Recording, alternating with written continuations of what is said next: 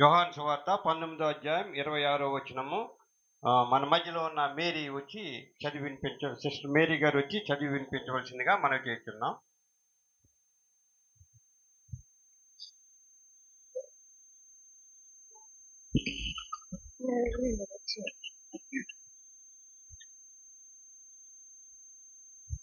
యేసు తన తల్లి తాను ప్రేమించిన శిష్యుని దగ్గర నిలుచుచుండుట చూసి, అమ్మా, ఇదిగో నీ కుమారుడు అని తన తల్లితో చెప్పెను.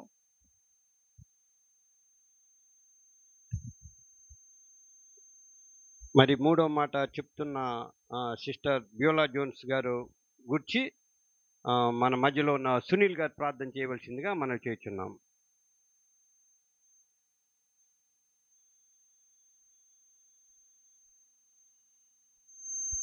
ప్రార్థన చేస్తుంది. ప్రేమ కృప కలిగిన తండ్రి, జీవం గల యేసయ్య, ఇదిగో నాయన ప్రభువా, సిస్టర్ గారిని ప్రభు మూడో మాట మాట్లాడుతుండగా ఆవిడని ప్రభుని చేస్తే నీ పరిశుద్ధాంతో కుమరించి ఆవిడ చెప్పే మాటల్లోనే మీరు తోడునెడుకోండి. ఆవిడ ప్రభుని నీ వాక్శక్తి ద్వారా మాట్లాడి ప్రభుని అందరికి అర్థమయ్యే రీతిలో తెలియజేసి స్వార్థ ప్రకటించే భాగ్యం అన్నాడు ఆయన. మీరు నీ తోడునెడు కాశి కాపాడి మంచి మొదటి జాగ్రత్త మీరు తోడునెడుకుంటారండి. వేసినాం ప్రాశనాం తండ్రి, ఆమె. ఇప్పుడు మన మధ్యలో ఉన్న సిస్టర్ బ్యూలా జోన్స్ గారు వచ్చి ఈ మూడో మాట తెలియపరచవలసిందిగా మనం చేస్తున్నాం. మహాత్మా అశరణ్య అవిమోచక దోషరహిత చంపే నిన్ను నా దోషమే కదా.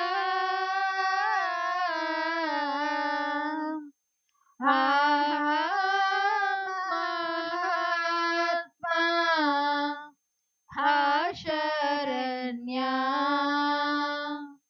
అవిమోచక అమ్మని సుతుడు టంచు మరియమ్మతో పలికి క్రమ్మారాని జననీయంచు కర్తనుడితివి.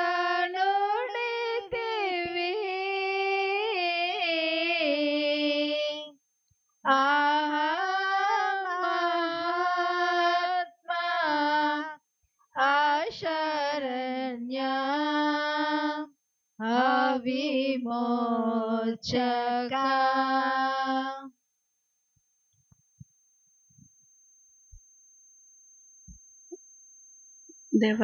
దేవునికి వందనాలండి. ఇక్కడికి వచ్చిన ప్రతి ఒక్కరికి దేవుని పేరిట వందనాలు తెలియజేసుకుంటున్నాను.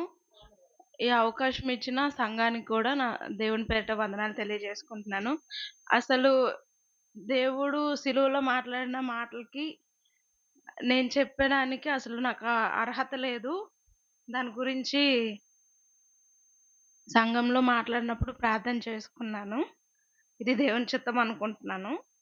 మీ అందరికీ తెలిసిందే, మూడో మాటగా యోహాను సువార్త 19వ అధ్యాయంలో మనందరం చదువుకున్నాం ఆల్రెడీ. 25, 26, 27 వచనాల్లో చదువుకుందాం. ఆయన తల్లియు ఆయన తల్లి సహోదరియు క్లోప భార్య అయిన మరియయు మగ్దలేని మరియయు యేసు శిలువ యొద్ద నిల్చుండిరి.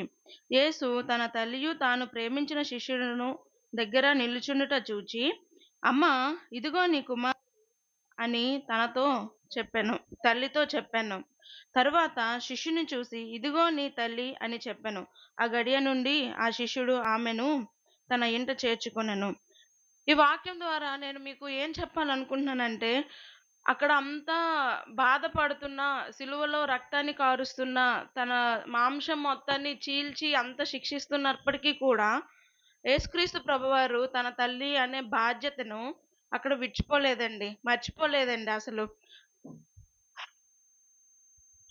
అంటే మనం ఈ జనరేషన్లో చూసుకుంటే చాలా మంది తల్లిదండ్రుల్ని అసలు ఎలా చూస్తున్నామంటే చాలా చీప్గా చూస్తారండి తల్లిదండ్రుల్ని.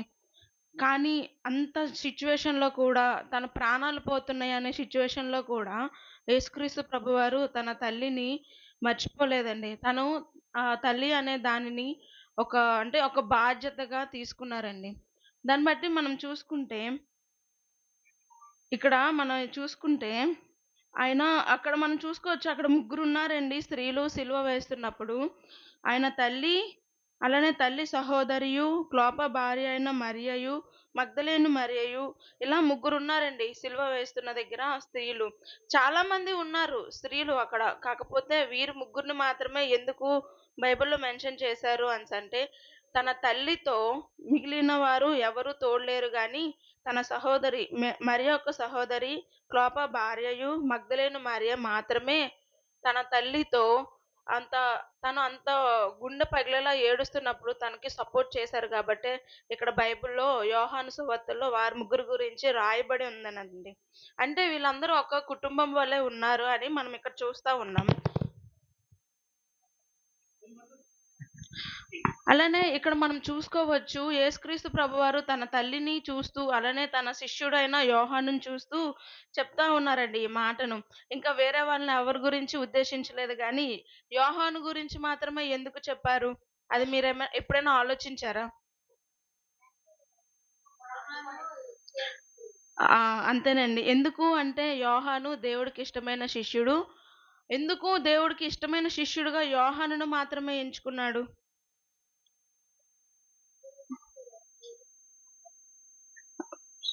దాని గురించి 1 సమూయేలు 15:22 ప్రకారం చూసుకుంటే యోహాను ఒక మాట చెప్తాడండి అక్కడ.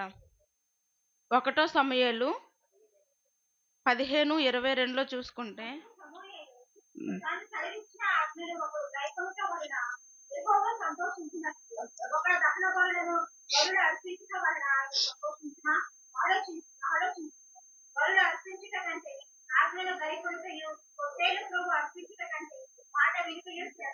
ఓకే. ఇక్కడ చూసుకోవచ్చు. ఇక్కడ ఈ మాట ప్రకారము ఇక్కడ ఏం చెప్తా ఉన్నారంటే దేవునికి బలి అర్పించడము, ఆయనకి క్రొవ్వు అర్పించడము కంటే ఆయన మాట వినువారు శ్రేష్ఠులు అనే వాక్యాన్ని అక్కడ యోహాను పాటించాడు గనుక దేవుడు ఆయన్ని ప్రియమైన శిష్యుడిగా చూసుకున్నాడండి. అంటే యోహానుని ఎందుకు తీసుకున్నాడంటే ఆయన చెప్పిన మాటలను, ఆయన ఏవైతే ఆజ్ఞలను ఇచ్చారో ఆ ఆజ్ఞలను యోహాను పాటించాడు కాబట్టి దేవుడికి ప్రియమైన శిష్యుడిగా అక్కడ మారడం మనం చూస్తా ఉన్నామండి. అలానే చూసుకుంటే మార్కు 15:40లో చూసుకోవచ్చు. ఇక్కడ ఇంకో ఇంకో స్త్రీ గురించి చెప్తా ఉన్నారు. మార్కు సువార్త 15:40.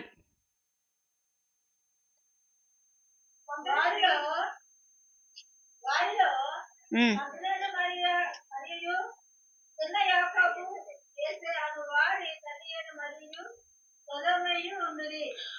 ఇక్కడ మనం చూసుకోవచ్చు మగ్దలేను మరియతో పాటు ఇంకొకరు ఉన్నారు అండి. ఎవరో కాదండి, సలోమి అనే పేరు గల ఒక స్త్రీ కూడా ఉంది. ఆవిడ ఎవరో కాదండి, మరియకి సిస్టర్ అని చెప్పారు కదండి అక్కడ, సహోదరి అని, ఆమెనండి. అంటే ఇక్కడ మనం చూసుకోవచ్చు తల్లితో ఒకరు తల్లి ఏడుస్తున్నప్పుడు తల్లికి సమానంగా అంటే తను ఏడుస్తున్నప్పుడు ఓదార్చడానికి ఇక్కడ ముగ్గురు స్త్రీలు ఉన్నారని నేను చెప్పాను కదండి. అందులో ఒకటిగా చూసుకుంటే సలోమి అండి. అలానే రెండోదిగా చూసుకుంటే క్లోపా భార్య. యోహాను సువార్తలో మనం చూసుకున్నాం. 19:25లో మనం చూసామండి. అలానే ఇంకొకళ్ళు ఎవరంటే మగ్దలేను మరియ. అంటే వీళ్ళు ముగ్గురు కూడా అక్కడ ఒక కుటుంబం వలె యేసుక్రీస్తు ప్రభువారికి సిలువ వేస్తున్నప్పుడు చాలా మంది స్త్రీలున్నారు. కానీ ఆయన సిలువ దగ్గరలో ఉండి ఏడుస్తున్న వారిలో ముఖ్యమైనగా మనం చూసుకోవచ్చు. ఇక్కడ ముగ్గురుగా మనం చూస్తున్నామండి. అలానే ఇంకొకళ్ళున్నారు అక్కడ శిష్యుడు యోహాను. అంటే వీరు నలుగురిని ఒక కుటుంబంగా దేవుడు అక్కడ చూస్తా ఉన్నాడు. అందుకు తల్లిని యోహాను అక్కడ మీరు కూడా చూడొచ్చు అక్కడ సిలువ వేస్తున్నప్పుడు ఏ శిష్యులు కూడా అక్కడ లేరండి. అందరూ పారిపోయారు. ఒక్క యోహాను తప్ప మిగిలిన వాళ్ళందరూ పారిపోయున్నారు. అందుకు దేవుడు ఏం చేస్తా ఉన్నాడంటే యోహానుకు మాత్రమే ఆ బాధ్యతని ఇస్తున్నాడండి. అందుకే మనం చూసుకోవచ్చు మిగిలిన శిష్యులందరూ కూడా చంపబడ్డారు.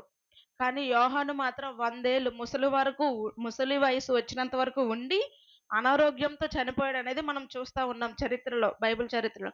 మిగిలిన శిష్యులందరూ కూడా ఎలా అంటే వేరే వాళ్ళ చేత చంపబడ్డారు. కారణం ఏంటంటే సిలువేస్తున్నప్పుడు దేవునికి సపోర్ట్‌గా వాళ్ళెవరు నించోలేదండి. అందరూ పారిపోయారు. నించున్నది ఎవరు? దేవుడి దగ్గర ఉన్నది మాత్రం కేవలం యోహాను గాబట్టే తనకు ఆ బాధ్యతను దేవుడు ఇస్తా ఉన్నాడిక్కడ. అలానే మనం చూసుకోవచ్చు మొదటిగా దేవుడు తల్లిదండ్రులు సన్మానింపుము అప్పుడు మీరు దీర్ఘాయుష్మంతుడగును అనేసి మనకి పాత నిబంధనలో నిర్గమకాండం 20వ అధ్యాయంలో మనం చూసుకోవచ్చు.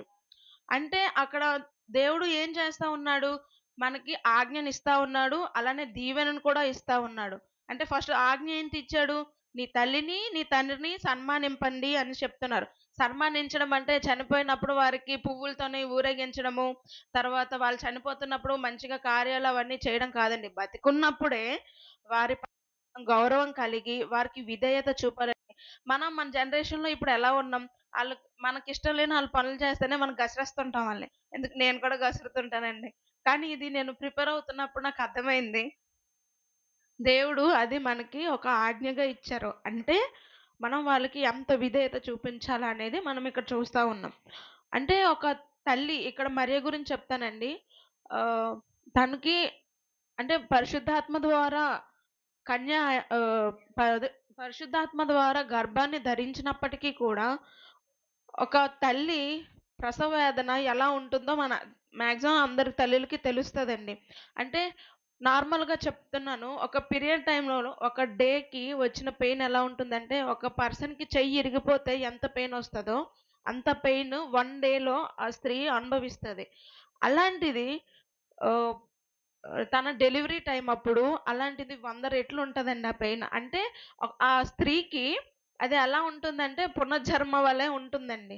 అలాంటి సిట్యుయేషన్‌ను దేవుడు దేవుడిని తనని పుట్టించింది. దేవుడిని తను పుట్టించింది. తనకి జన్మనిచ్చింది యేసుక్రీస్తు ప్రభువారికి. అయినప్పటికీ ఎన్నో అవమానాలు పొందిందండి మరియమ్మ. ఆ విషయం మనందరికీ తెలిసిందే. అలాంటి అంత బాధ నా గురించి అనుభవించారు నా తల్లి. అందుకు నేను ఇప్పుడు చనిపోతున్నాను. తను ఒంటరైపోతుంది. అప్పటికి మనం చూసుకోవచ్చు ఎక్కడ కూడా యోసేపు గురించి లేదు సిలువ యేస్తున్నప్పుడు. అంటే నాకు తెలిసినంత వరకు మాక్సిమం యోసేపు అప్పటికి చనిపోయి ఉంటాడేమో నేను అనుకుంటున్నాను. అంటే అప్పటికి తను ఒంటరిగా ఉంది. తన పిల్లలు కూడా తనని చూసుకోవట్లేదండి. ఒక్క యేసుక్రీస్తు ప్రభువారితోనే అక్కడ ఉంటుందనేది మనం చూస్తా ఉన్నాం. అంటే అలాంటి సిట్యుయేషన్‌లో యేసుక్రీస్తు ప్రభువారు చనిపోతే నా తల్లి ఒంటరైపోతుంది. అలా నా తల్లి ఒంటరవ్వకూడదు. తనకి తోడుగా ఎవరో ఒకళ్ళు ఉండాలి. తను ముసలైపోతా ఉంటది. అప్పుడు కూడా ఎవరో ఒకళ్ళు తోడుండాలి కదా! అని అక్కడ యోహానుని దేవుడు తన తల్లిగా చూపిస్తున్నాడండి. అంటే మనం చూసుకోవచ్చు. అంత బాధపడ్డారు. నా గురించి అవమానాలు పడ్డారు. అందుకు నేను నా తల్లికి ఇంత బాధ్యతగా నేను చూసుకోవాలి. ఇంత జాగ్రత్తగా నా తల్లిని చూసుకోవాలి అని యేసు ప్రభువారు అక్కడ యోహానుని పెట్టడం అనేది జరుగుతా ఉందండి. అలానే మనం చూసుకోవచ్చు. ఇక్కడ ఆజ్ఞలున్నాయండి మనకి. మన తల్లిని, మన తండ్రిని సన్మానించినట్లు ఉంటే దీర్ఘాయుష్మంతులమగుతాము అనేది ఆజ్ఞలుంది కదండీ! అలానే సామెతలకు రాసిన సామెతల్లో 23, 25 వచనంలో చూసుకుంటే 23, 25 అండి. హ్మ్.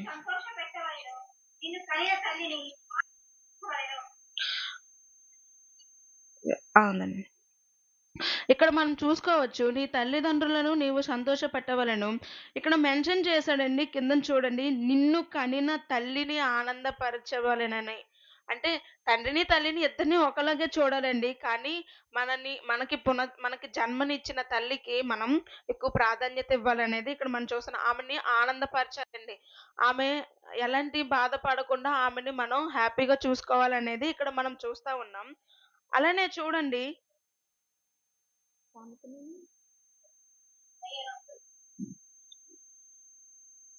సామెతలు 20 అధ్యాయం 20 వచనంలో చూస్తే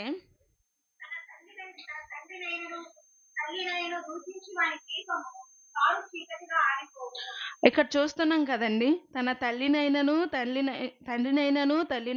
దూషించిన వాని దీపము కారు చీకటిలో ఆరిపోయెను అంటే, ఇక్కడ వాళ్ళు కారు చీకటిలో ఆగిపోవడం అంటే దీపం ఆగిపోయింది కదా! పర్లేదు లైట్లున్నాయి అని అనుకుంటారేమో గానీ, కాదండి. అలా కాదండి. అంటే తన గమ్యానికి తను చేరుకోలేడండి. అంటే ఇక్కడ నా ఉద్దేశ్యం ఏంటంటే, తన తల్లిని, తన తండ్రిని సన్మానింపడం వల్ల వారికి వారి యొక్క గమ్యాలను చేరుకుంటారు. వారు ఆజ్ఞలు నెరవేర్చిన వారవుతారు గనుక, వారికి దీవెన కలుగుతుందనేది ఇక్కడ బైబిల్‌లో మనం చూస్తా ఉన్నాం. అంటే ఒక తల్లిని, ఒక తండ్రిని అంటే ఈ జనరేషన్ మాక్సిమం మనందరం కూడా అలానే ఉన్నాం. కానీ మనం ఎలా ఉండాలి అంటే, తల్లిదండ్రుల్ని సన్మానించాలండి. వారి యొక్క మాటలకు విధేయత చూపిచ్చాలండి. వారు చేసిన ప్రతి ఒక్క పనికి కూడా మనం చూపిస్తూ, వారి పట్ల ప్రేమ కలిగి ఉండాలనేది బైబిల్ బట్టి మనం నేర్చుకోగలుగుతున్నాం. దాన్ని బట్టి మనం చూసుకోవచ్చు. ఇక్కడ దేవుడు ఎంత ప్రాధాన్యత తల్లికి ఇచ్చారనేది. అలానే మనం కూడా మన యొక్క జీవితాలలో దేవుడు ఎలా అయితే మనకి బాధ్యతనిచ్చాడో, తల్లిని చూసుకోవాలనే బాధ్యతగా ఇక్కడ మనకి ఏదైతే చెప్తున్నాడో, మనం కూడా మన తల్లిదండ్రులను అలానే చూసుకోవాలండి. తర్వాత ఇంకోటిగా చూసుకుంటే, ఫస్ట్ ప్రయారిటీ మనం యేసుక్రీస్తు దేవుడికి ఇవ్వాలండి. తర్వాత ప్రయారిటీ అనేది మన కుటుంబానికి ఇవ్వాలనేది నేనిక్కడ చెప్పాలనుకుంటున్నానండి. ఎందుకు అంటే, మన కుటుంబంలో మన తల్లిదండ్రులుంటారు, మిగిలిన మన సభ్యులందరూ ఉంటారు. ఇక్కడ మనం చూసుకున్నాం మరియతో పాటు తన సహోదరి, అలానే మగ్దలేని మరియ, క్లోపా భార్య ఉన్నారని మనం చూస్తున్నాం. అంటే వీళ్ళందరూ ఒక కుటుంబం వల్లే ఉన్నారు. యోహాను కూడా ఇక్కడ కూడా ఉన్నాడు. వీళ్ళందరూ ఒక కుటుంబం వల్లే ఉన్నారు. అంటే దేవుడు ఏం చెప్తున్నాడంటే తల్లిదండ్రులను ఫస్ట్ ప్రయారిటీ దేవుడికివ్వాలి. ఇక్కడ సిలువలో దేవుడితో ముందు మాట్లాడాడండి. దేవుడితో మాట్లాడిన తర్వాత మిగిలిన వాళ్ళ గురించి మాట్లాడుతా ఉన్నారు గనుక ఏంటంటే దేవుడికి ముందు మనం ప్రయారిటీ ఇవ్వాలి. తర్వాత మన కుటుంబ సభ్యులకి ప్రయారిటీ ఇవ్వాలి. మనం దాని తర్వాత ఇంకేమైనా ప్రయారిటీస్ ఇవ్వాలి అనుకుంటే ఇచ్చుకోండి గానీ, ముందైతే మనం ప్రయారిటీ ఇవ్వాల్సింది మన దేవుడికి, తర్వాత మన కుటుంబానికండి. మనం చివరి వరకు మనకు తోడుగా ఉండేది మన కుటుంబ సభ్యులే. మనతో ఉండేవాళ్ళే కదండీ! మనతో పాటు ఉంటారు. అందుకే వారికి మాత్రమే మన ప్రయారిటీ కలిగి ఉండాలండి. అనేది యేసుక్రీస్తు ప్రభువారు ఇక్కడ చెప్తా ఉన్నాడు. దీన్ని బట్టి మనం ఏం అర్థం చేసుకోవాలనుకుంటున్నామంటే, ముందు దేవుడికి ప్రయారిటీ ఇచ్చి, తర్వాత కుటుంబానికి ప్రయారిటీ ఇవ్వాలండి. ముఖ్యంగా తల్లిదండ్రుల్ని సన్మానింపాలి. దాన్ని బట్టి మనం దీవెనలు పొందుతామండి. అలానే యోహాను గురించి చూసుకుంటే, తను చెప్పాడు కదండీ! బలులు అర్పించుట కంటే ఆజ్ఞలు గైకొనుట మేలు అని. నిజమేనండి. యేసుక్రీస్తు ప్రభువారి ఆజ్ఞలు మనం గైకొని వాటిని మనం చేస్తా ఉంటే ఆయన మనకి దీవెనలిస్తాడండి. దాన్ని బట్టి మనం భవిష్యత్తులో ఏదైనా గమ్యాన్ని చేరుకోవచ్చండి. మంచి సక్సెస్ అవుతామనేది ఇక్కడ మనం చూస్తా ఉన్నాం. అంటే ఇక్కడ మనం చూసుకోవచ్చు.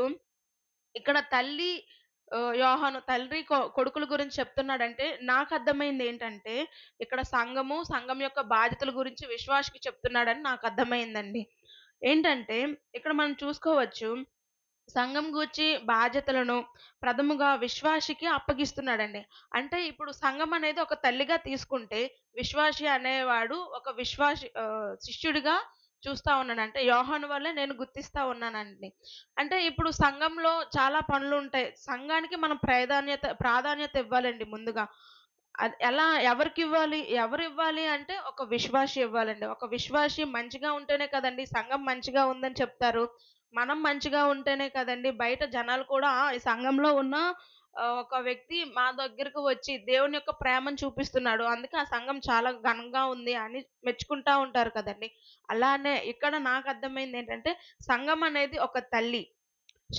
విశ్వాసి అనేవాడు ఒక శిష్యునిగా యోహాను వలె నేను గుర్తించానండి. దాన్ని బట్టి మనం ఎలా ఉండాలంటే ఒక మంచి విశ్వాసిగా సంఘం గూర్చి అందరికీ చెప్పేలాగా, సంఘంలో ఒక మంచి విశ్వాసి చేయాల్సిన పనులు ఏవైతే ఉన్నాయో, ఆ పనులన్నీ చేస్తారని కోరుకుంటూ, దేవుని పట్ల భలే నమ్మకమైన మంచి దాసుడా అనే పేరు మీరందరూ పొందుకుంటారని కోరుకుంటూ, ఈ చిన్ని అవకాశం నాకిచ్చినందుకు దేవుని పేరట మీ అందరికీ వందనాలు తెలియజేసుకుంటున్నాను.